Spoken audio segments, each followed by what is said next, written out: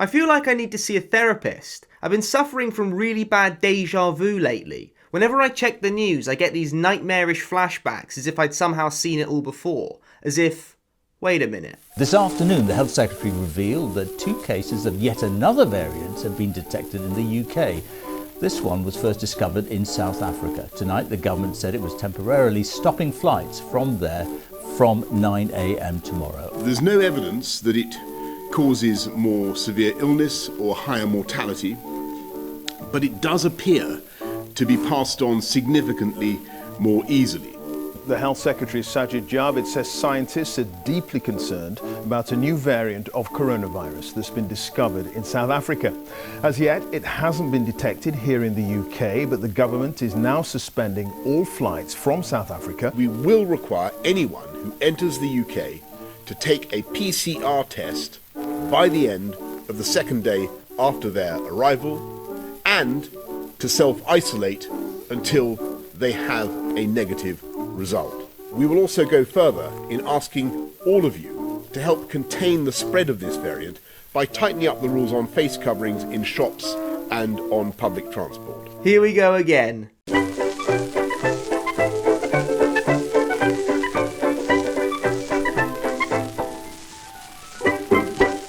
Yes, once again we have a new variant of COVID, once again emerging from South Africa. This time it's called Omicron, and once again governments and the press are trying to stir a panic, describing Omicron as a super strain, a super mutant, and the worst ever COVID variant, despite the latest data indicating it's even less likely than previous variants to cause any symptoms, and the South African doctor who discovered the variant describing the symptoms as very mild. Plus, over a week later, the World Health Organization has recorded 0 deaths from Omicron. But that hasn't stopped our government from imposing new restrictions, which, by the way, are set to last until March next year, starting with new travel bans to save Christmas. The government have reintroduced the travel red list, from which even fully vaccinated travellers will have to stay in quarantine hotels, and all UK arrivals will now have to take a PCR test and self-isolate, even if fully vaccinated. I'm sure the people who took their jabs to go on holiday without restrictions certainly feel bright now,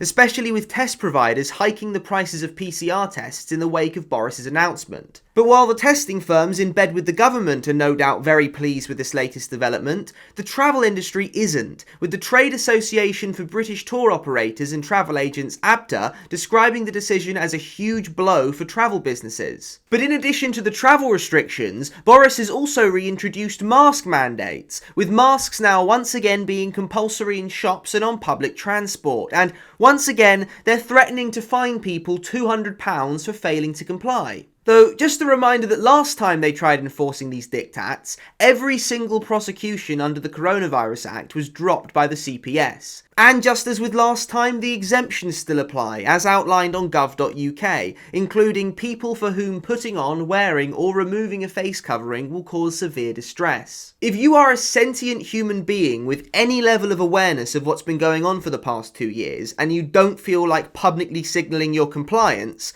wearing a face mask should cause you severe distress, and you are thus exempt.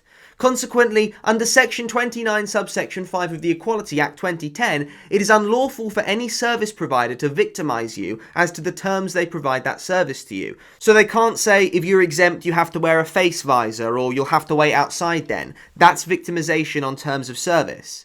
By terminating the provision of the service, so if you tell them you're exempt, they can't refuse you service for not wearing a mask. Or by subjecting you to any other detriment, and that includes requiring you to state why you're exempt, because they're not your doctor. You could have any reason for being exempt, which could be a personal medical matter or a deeply traumatizing past experience, and asking a person to explain themselves with the potential psychological harm that could result certainly constitutes a detriment.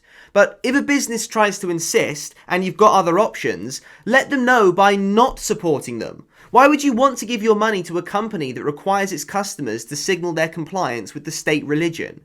Money talks, and businesses know this. Hence, many independent business owners have expressed concern that enforcing the mandate will deter customers. And several major supermarkets have come out and said they won't be enforcing the mask mandates in their shops, including the Co-op, Tesco, Aldi, Lidl, and Iceland. Now, I can't give my opinion on the efficacy of face coverings, as YouTube gave me a strike last time I did so, but I can cite Oxford University Professor of Structural Biology Jim Naismith, who stated that masks are unlikely to stop the spread of the virus, and that the mask mandates in Scotland have had no impact. But if you think the mask mandates make no sense, get a load of this. It does appear that Omicron spreads very rapidly and can be spread between people who are double vaccinated. So it's more vital than ever that people get their jabs and we get those boosters into arms as fast as possible. The vaccine doesn't prevent transmission, and the symptoms of this new variant are even milder than previous ones,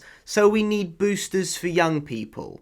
Scientists reportedly have no idea how effective the jab will be against the new variant. Even the CEO of Moderna has stated that it's unlikely to be as effective. And the majority of Omicron cases in England are in the double vaccinated. Yet the government are using it as an opportunity to push them regardless, ordering the NHS to speed up its rollout of boosters, with boosters for every over 18 by the end of January. Because 18-year-olds need boosters, even though it can be transmitted among the fully vaccinated. Makes total sense. But in addition to boosters for all adults, 12 to 18-year-olds are now eligible for a second dose, and the most vulnerable can now get a fourth dose. Seriously, when does it end? Clearly not with 4, as the government have now brokered another deal with Pfizer and Moderna for 114 million more doses to cover another 2 years. Plus, the CEO of Pfizer has now promised annual COVID jabs for years to come. Remember 3 weeks to flatten the curve? I don't think many people do. Plus, to help expedite the booster rollout, and to smooth over GPs so they're less likely to ask any questions, the amount GPs are being paid per dose administered has increased to £15, or £30 for home vaccine deliveries. £15 for every dose, on top of the cost of the doses themselves, which are rising from £18 to £22 per dose next year. Yeah, we can definitely afford this, along with the £1 million a day spent on test and trace consultants, plus the £2 million HMRC are spending on informants to snitch on neighbours and colleagues' tax irregularities, and of course the £3 million of public money spent on research into the plights of pregnant men. All very sensible public spending, and precisely what the average Conservative voter voted for, I'm sure. Another means of expediting the booster rollout has been halving the waiting period after the second dose to 3 months. And as I mentioned, they're now giving second doses to 12 to 15-year-olds. But they're not stopping there. Leaked NHS documents have revealed plans to vaccinate 5 to 11-year-olds in the first half of 2022. They've already given approval for 5 to 11-year-olds in the EU. The EU is also set to propose a 9-month expiry date on vaccine passports, so unless you've had your booster within the past 9 months, you won't be able to travel. They're already set to ban all unvaccinated travellers from entering from March next year, and that'll include the unboosted. Then there's the President of the European Commission calling for mandatory vaccines, which will again presumably include mandatory boosters, right after a World Health Organization official called for mandatory jabs in Europe. In regards to individual member states, Germany has now formally proposed compulsory vaccination, and they're also proposing to treat only the boosted as fully vaccinated. So compulsory state-mandated jabs for everyone every 3 to 9 months, while Pfizer and Moderna continue to line their pockets forevermore. Germany have also announced the de facto lockdown for the unvaccinated, barring all unvaccinated Germans from restaurants, leisure facilities and shops the state deems non-essential, in a nostalgic throwback to the 1930s. They've also ordered their army to get vaccinated, so it'll be interesting to see how that one plays out. But perhaps the most perplexing story to emerge from Germany this past week was the German Euthanasia Association announcing that all prospective clients will need to be fully vaccinated against COVID. I guess it must make their job easier for them. But it's not just Germany announcing mandates, with Greece now announcing monthly fines of €100 for all over 60s who don't take it from January. But it's still not as bad as Austria, where it's now emerged that the unvaccinated will be fined up to €7,200 for deciding not to take it. though their national lockdown could be overturned in court due to the government being unable to legally justify locking down the fully vaccinated after they were promised they'd be given their freedoms back. And yet now they're being told they're still at risk of transmission and need to be locked up again. It's not much, but it shows people are beginning to ask the right questions. Meanwhile, in the Netherlands, a couple believed to have escaped from a quarantine hotel were arrested by military police and sent to forced isolation in hospital, until it turned out that at the quarantine hotel, they'd suspected a false positive as only one of them was positive, so they took another test which showed negative, and they showed this to the site health team and Dutch police, who told them they could leave quarantine, right before they were arrested. At least this time, no one was shot by Dutch police. Oh, and speaking of that incident, Marianna Spring actually made a report on it. Not investigating what actually took place that night, or why the police were shooting people, but to what extent were Facebook groups involved, and why hasn't Facebook banned them yet? She even spoke to the admin of a Dutch Facebook group in order to bait him into incriminating himself in English, which isn't his first language, and to make Facebook delete his page, which they promptly did. Bravo, BBC, for really investigating what matters and asking the important questions, like having the CEO of the Centre for Countering Digital Hate to explain what's fueling anti-vaccine groups online. You don't need another worthless think tank of overeducated imbeciles to figure out that it's because of all the mandates. People just want the state to leave them alone, but there's no escape. Even in Kenya they've introduced mandates barring the unvaccinated from bars, restaurants and public transport from the 21st of December. Even though only 5% of Kenya's population is fully vaccinated and less than 10% have had one dose. It's certainly a great opportunity for China, which has just agreed to supply another 1 billion doses to Africa. Just for context, for those who aren't aware of how China's been soft colonising Africa through infrastructure loans, African nations' debt to China now exceeds $140 billion, with numerous nations unable to repay these loans, including Zambia and Tanzania. And yes, this includes Kenya, which owes China at least $10 billion, so I wouldn't be surprised to see more of these mandates in other African nations in the not too distant future.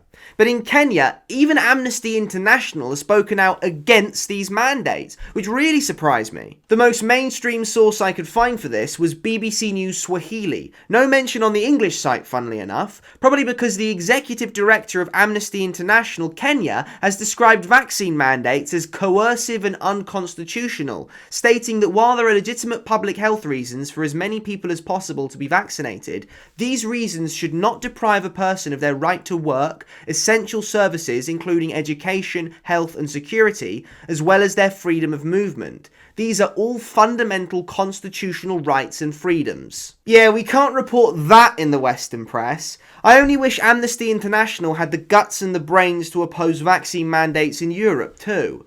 Meanwhile, in Israel, they've responded to the emergence of Omicron by completely shutting their borders and by relaunching the Shin Bet agency's phone monitoring system to covertly track citizens' movement to determine the spread of Omicron cases. Thing is, this isn't the first time they're tracking people's phones. They began tracking phones last March, and the Israeli government effectively greenlit unlimited phone surveillance indefinitely, until March of this year when the Supreme Court of Israel blocked the phone tracking as an infraction of civil liberties. But the emergence of Omicron gives them the excuse they need to start their tracking again. Then there's the privacy concerns around the Israeli Pegasus spyware, with Apple now suing the developers for infringement of users' privacy. Yet, in the light of all that, our government's just signed a new trade and defence deal with Israel to, in the words of Liz Truss, transform our close friendship into an even closer partnership, and to stop Iran from gaining nuclear weapons. Just slightly ironic to partner with a nation that illegally possesses nuclear weapons without being party to the Non-Proliferation Treaty in order to hamper Iran's nuclear ambitions. I guess they need to try new tactics, since an Israeli official recently admitted their policy of constant assassinations has failed to deter Iran. If you recall, just last year, Israel assassinated a top Iranian nuclear physicist on the streets of Tehran using an AI-controlled machine gun. And earlier this year, they tricked scientists into bringing explosives into an Iranian nuclear facility, which Mossad detonated, killing 2 people. Definitely a nation we should be building a closer partnership with. But thankfully, we don't have indiscriminate phone tracking here in the UK.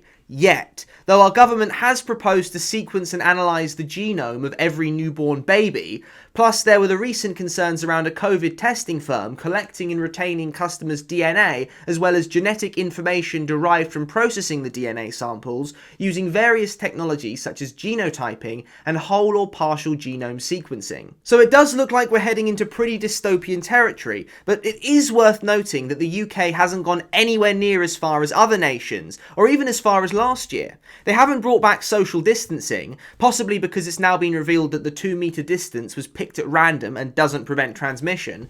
Plus, Sajid Javid recently announced that the government would not be introducing mandatory vaccines here in the UK. Though obviously you need to take the government's word with a very large pinch of salt, considering last year they said they had no plans for vaccine passports, just a few months before they announced their plans for vaccine passports. Though, to be fair, they did back down on all their vaccine passport plans in England for university students and nightclubs, and more recently, scientists have warned the government against introducing vaccine passports due to the potential backlash evidenced in the recent protests in Europe. Plus, the Scottish government was also recently forced to back down on a proposed extension to their vaccine passport scheme, which would have barred unvaccinated Scots from pubs, cinemas and theatres due to businesses kicking back over the economic damage it would have caused. So it's only Wales that requires vaccine passports for cinemas. Speaking of which, if you recall the Welsh cinema owner I mentioned in the last video who was ordered to shut by the council for refusing to check COVID passes, well, she ignored the council and refused to close, and so the Welsh government stepped in, ordering her to shut after she failed to appear in court.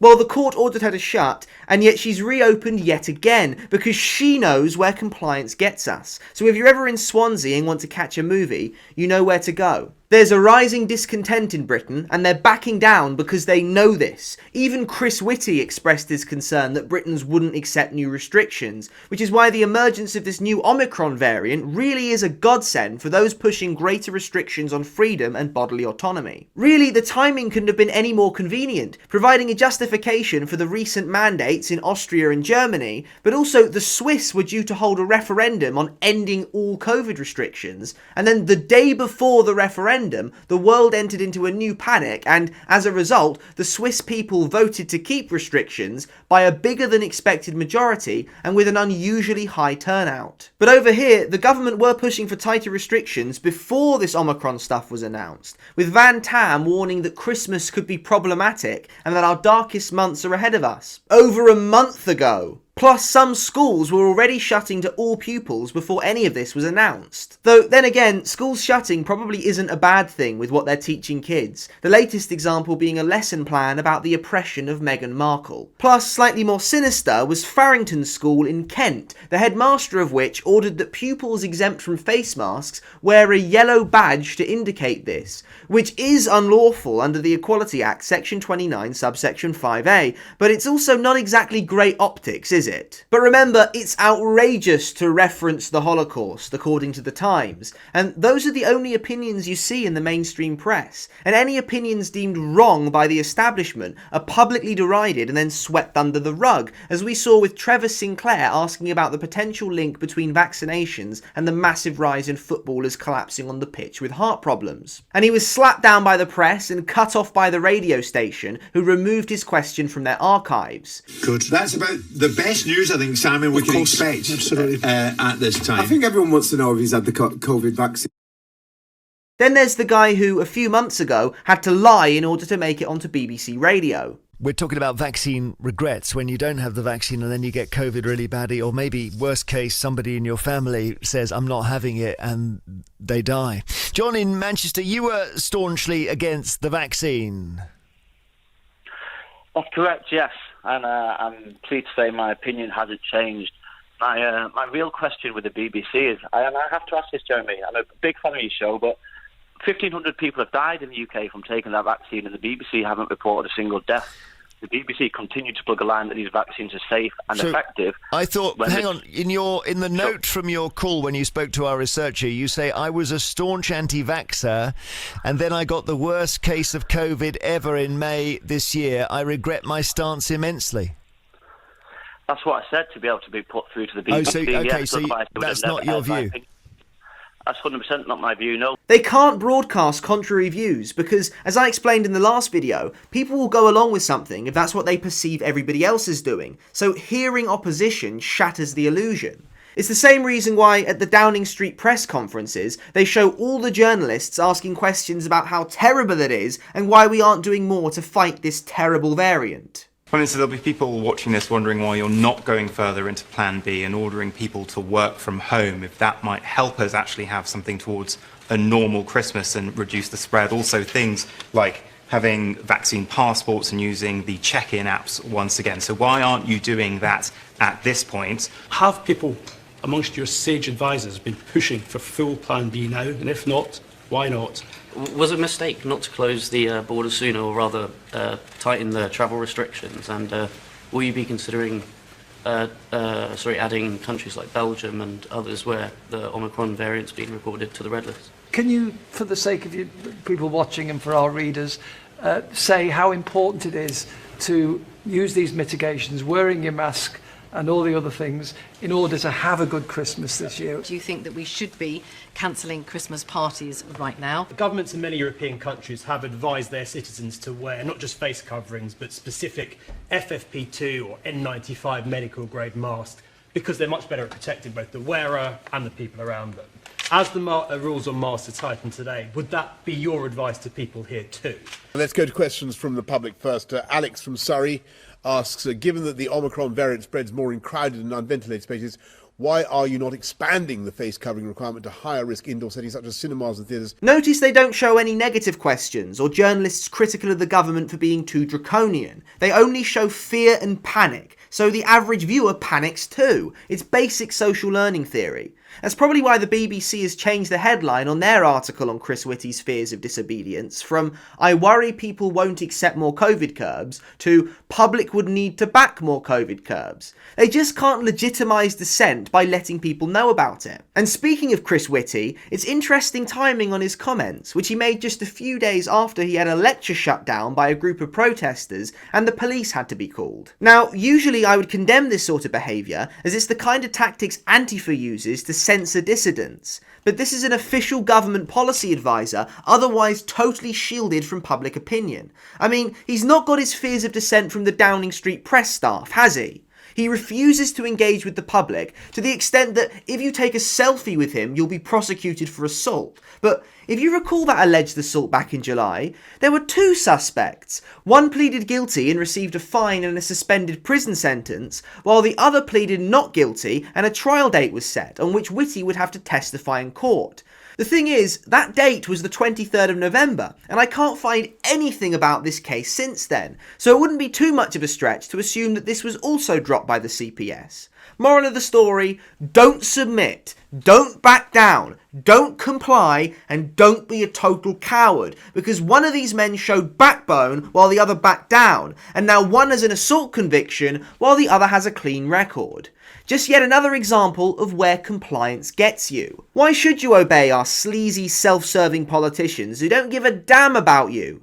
One recent revelation was 2 Tory MPs casting proxy votes on COVID restrictions while on a corporate do at Royal Ascot. But a very clear illustration of how MPs primarily serve their own interests was the recent fiasco around babies in Parliament, starting with Labour MP Stella Creasy bringing her 3-month-old child into the House of Commons and expressing her shock at being politely reprimanded. Because there's no reason whatsoever not to allow babies in our national legislature. She then decided to turn it into a political cause, writing an article in The Guardian to drum up public support. Here's why my baby was banned from Parliament, and why we must all fight this. Which has to be one of the dumbest articles in The Guardian, since COVID measures give us choice, they are not restrictions on British life. Written by a member of the SAGE subcommittee on behavioural science. And she continued exploiting her child for political gain, taking him to a late-night awards show, and even Boris Johnson expressed his support for the MP, as it needs to be our nation's #1 priority making sure Parliament appears more friendly to MPs with children, even though they've got their own nursery in Parliament, which has cost the taxpayer over £1 million, despite seeing very little use. But perhaps the biggest irony in this story was how it ended, with the Speaker of the House being heavily lobbied by female MPs with children not to allow children in the House of Commons. It's only a shame that so much time and energy was wasted on something that affects so few people. The Labour Party have also shown their disconnect from the public by appropriating the various Westminster sleaze rows to push their leftist ideological nonsense, with proposed new sleaze rules, which are supposed to prevent corruption, requiring MPs to promote anti-racism, inclusion and diversity. What any of that's got to do with corruption, I have no idea. It just seems to me like they're using a genuine public concern as an opportunity to push irrelevant political bullshit, because the Labour Party is slimier than a can of Vaseline found in a sewer. So, no different to the Tories. Undemocratically so, with our supposedly conservative government requiring all new homes built from next year to have electric vehicle charging stations. Gotta love those reliable electric vehicles. Who wouldn't want to rely on apps and phone signal in order to drive? It's not like an app outage prevented Tesla drivers from using their vehicles last week or anything. Plus, the government are also proposing more tax hikes on fuel to help us fight that pesky global warming. You can't forget that deadly threat of the polar ice caps melting and world sea levels rising, which is precisely why dozens of ships were recently trapped in early Arctic freezes. Plus, of course, here we've got the heavy snowfall that's resulted in power outages, with over 10,000 homes having no power for over a week. I guess that's the one prediction of theirs that actually came true. Blackouts. But they can't exactly talk about rising temperatures and melting ice caps at the moment, but there's plenty of other reasons to go green. For instance, climate change is allegedly causing albatross divorce. Yes, this is a real article, not a parody. Another article that unbelievably isn't a parody is this column by Matt Hancock in the Mail. People stop me in the street and ask, will we be okay? My answer is a resounding yes! Yeah, I'm sure that happens all the time. Matt Hancock's just walking down the street and people flock to him in a state of unmitigated terror, screaming, "Help us, Hancock! What are we gonna do? You're our only hope, Hancock!" And he rips open his shirt and he's got a Superman-style costume, but instead of an S, it's a giant cock. Seriously, Hancock needs to lay off the acid, and Boris needs to lay off whatever the heck he's smoking. Yes, I'm sure by now you've probably already heard Boris's disastrous speech at the CBI conference last week, in which he made Joe Biden look sharp. With great local schools, with fantastic broadband,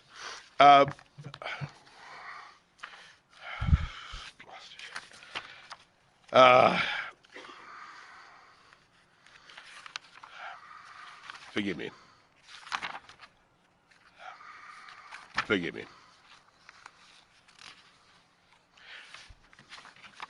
Forgive me. And when he lost his place, he wandered off into some bizarre rant about Peppa Pig. Yesterday I went, as we all must, to Peppa Pig World. I don't know if you've been to Peppa Pig World. Hands up anyone who's been to Peppa Pig World? Not enough. It's fantastic. I was a bit hazy what I would find at Peppa Pig World, but I loved it. And Peppa Pig World is very much my kind of place. It has very safe streets, discipline in schools, heavy emphasis on new mass transit systems, I notice, even if they're a bit stereotypical about Daddy Pig. But the real lesson for me, going to Peppa Pig World, and I'm surprised you haven't been there, was about the power of UK creativity.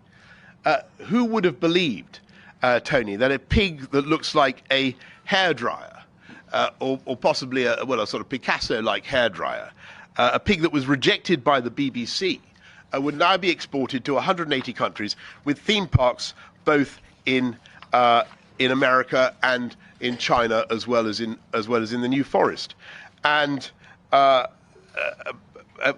business that's worth at least £6 billion to this country, £6 billion and counting. Now, I think that is pure genius, don't you, Peppa Pig? Yeah, man, that's pure genius, man, Peppa Pig.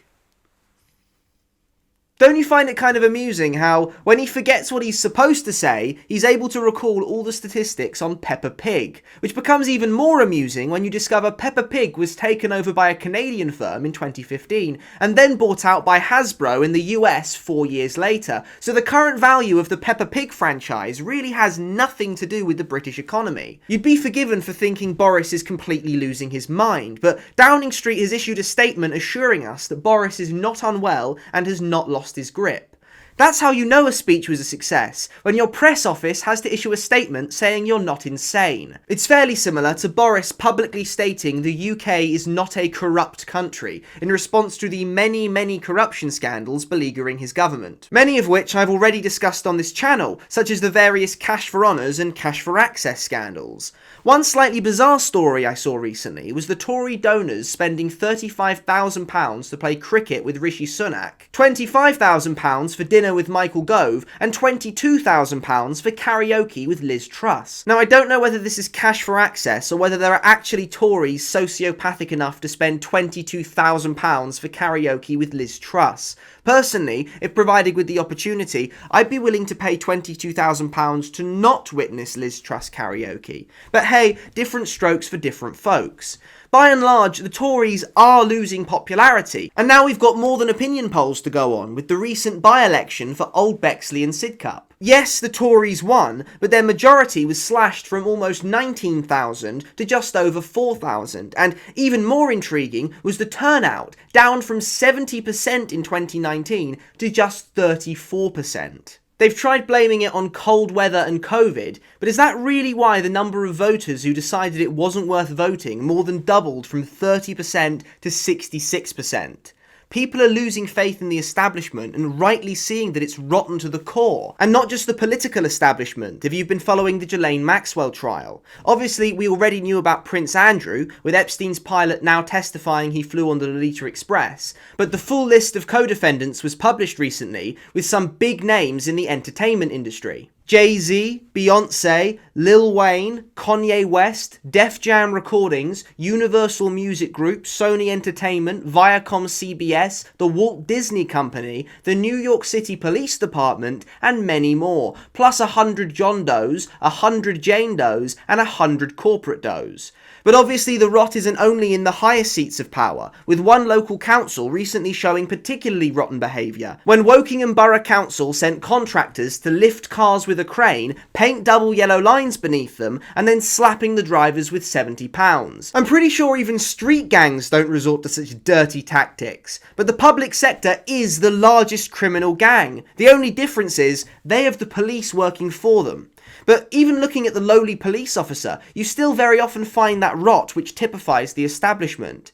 Anything from the violent and depraved, like raping women and raping children, to just the dirty and dishonest, like the police officer who took a £5,000 COVID grant whilst working full-time as a police officer for losing opportunities as an Elvis impersonator, despite also breaching lockdown to perform at a 21st birthday party last year. It's all rotten from top to bottom, and unless we change everything, it's only going to get worse, so buckle up and prepare for an unprecedented year ahead of us. Now, before I end this video, I'd just like to thank those of you who've donated in the month of November. That's Avis and Duncan. Thank you so much. I don't get any ad revenue or any other income from these videos, so it really means a lot and really is appreciated. Thanks again. I don't usually like plugging my donations, as I'm not sure if e-begging is a particularly good look, but as they say, beggars can't be choosers. I have lost a lot this past year, financial and otherwise, so if you enjoy my content and want to show some support to the channel,